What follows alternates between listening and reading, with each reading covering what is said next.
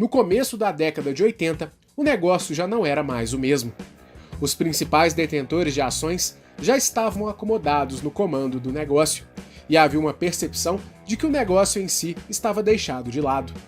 Enquanto isso, o então banqueiro Jorge Paulo Lemann comandava o Banco Garantia. Na ocasião, o banco queria dar início a uma série de operações de compra de empresas. A ideia era adquirir um negócio que tivesse uma gestão fragilizada, mas que seus fundamentos fossem íntegros e que bastassem pequenas correções para que o negócio se tornasse imensamente lucrativo. Pouco tempo antes, o banco tinha adquirido parte da Alpargatas, mas não teve sucesso com a empresa de calçados, pois não conseguiu influenciar na gestão da empresa. Mas, ainda assim, o banco queria um negócio dentro do varejo, para poder implementar sua filosofia e lucrar muito com a operação. Foi nessa busca que os executivos do Garantia encontraram as lojas americanas e vislumbraram a possibilidade de transformar a empresa em um negócio gigantesco. Para colocar em prática o plano, o banco começou a comprar uma grande participação acionária da empresa. E assim, o então executivo do banco, Carlos Alberto Sicupira, foi designado para ser o representante da empreitada. Sicupira, ou simplesmente Beto, havia sido vendedor de carros usados e calças jeans durante a adolescência, e havia entrado no mercado financeiro anos antes, quando se formou em administração. Antes de ser parte do Garantia, ele também teve uma corretora de valores. No início, Beto Sicupira passou a frequentar as reuniões do conselho de administração da empresa, e ao mesmo tempo foi se inteirando dos processos da empresa. Em paralelo, ele estudou bastante os concorrentes e também empresas de fora do país que tinham atuação semelhante. Enquanto ele se preparava para um dia assumir as lojas americanas, o Garantia aumentava sua parcela de ações da companhia. E quando a operação de compra de ações deu direito de comando para o banco, Beto foi designado para ser o principal executivo da varejista. Além do desafio, o executivo receberia da varejista um salário de apenas 10% da remuneração que tinha no banco. Porém, caso conseguisse colocar em prática o plano de transformação traçado pelo banco, Beto receberia uma gorda bonificação, além de participação acionária no negócio. Junto com ele, foram designados também um auditor e um executivo do Garantia.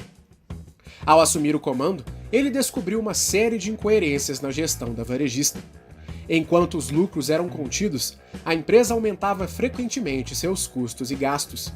Na época, até mesmo havia planos para a construção de uma nova sede para a empresa, que teria até mesmo uma quadra de tênis para os executivos.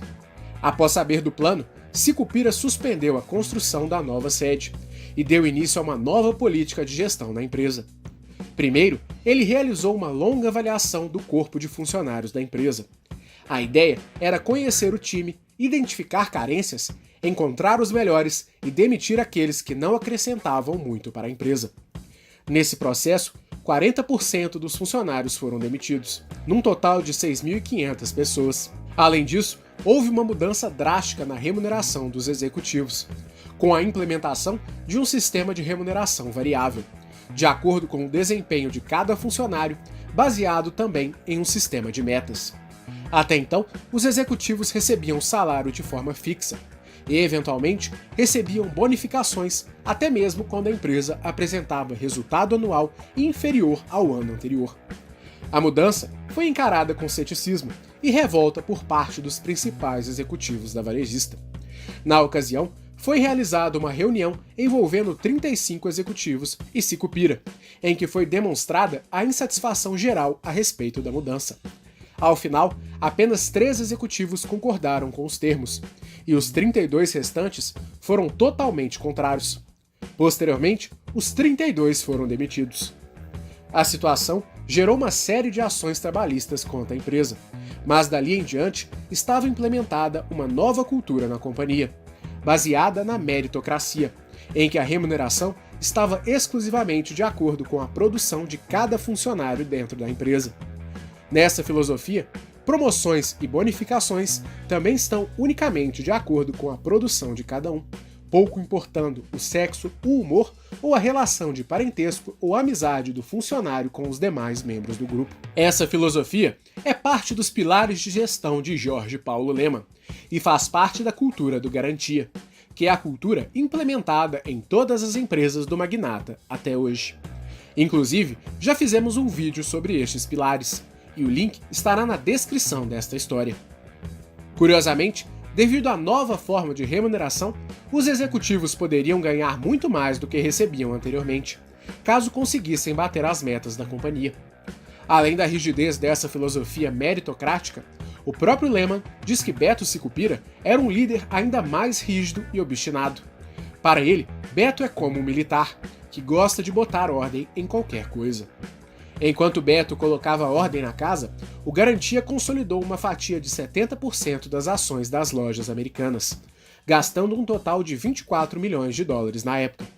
Curiosamente, 6 meses depois da implementação da cultura do Garantia na empresa, um grupo de investidores fez uma proposta de compra de 20% das ações da empresa por um total de 20 milhões de dólares, o que fazia com que o negócio já estivesse avaliado em 100 milhões de dólares.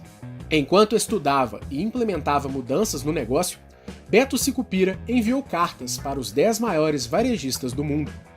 Nelas, ele se apresentava e pedia para conhecer a operação de cada uma das empresas.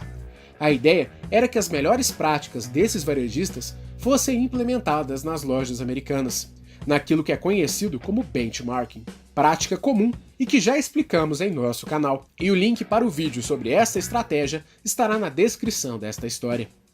Destas cartas, a maioria não obteve nem resposta. Porém, uma delas gerou um telefonema que foi decisivo para a operação, uma ligação de Sam Walton, cofundador do Walmart. Walton é considerado um dos maiores varejistas de todos os tempos, e na época ele estava construindo seu império nos Estados Unidos com um total de 32 lojas. Em nosso canal, já contamos a história do magnata e por que ele seria um dos homens mais ricos do mundo, ou talvez até mesmo o mais rico de todos na atualidade. E o link estará na descrição deste vídeo.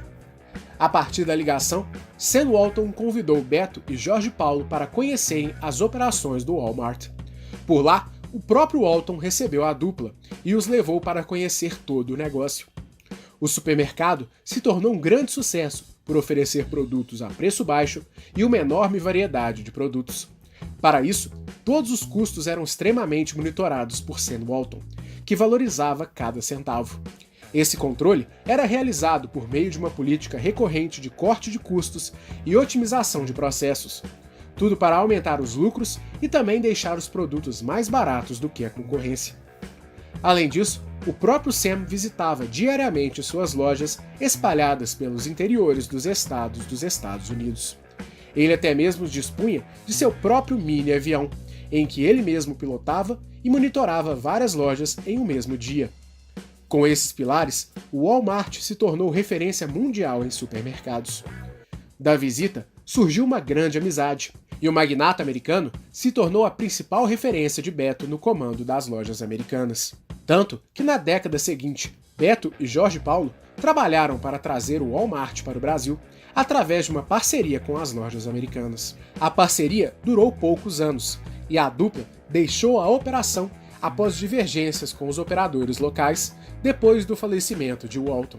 Dessa inspiração veio o hábito de participar do dia a dia de várias lojas da empresa. Cada processo foi pessoalmente acompanhado por Beto, desde o pagamento no caixa até mesmo a descarga de itens que chegavam às lojas. Nesse esquema, não foram raras as vezes que ele mesmo descarregava caixas junto aos demais funcionários, literalmente sentindo na pele as dificuldades e as necessidades de cada setor, ou como o grupo gosta de dizer, gastando a sola do sapato. Além de remodelar e modernizar a gestão da empresa, através de um choque de gestão, Sicupira também enxergou outro ponto interessante no negócio.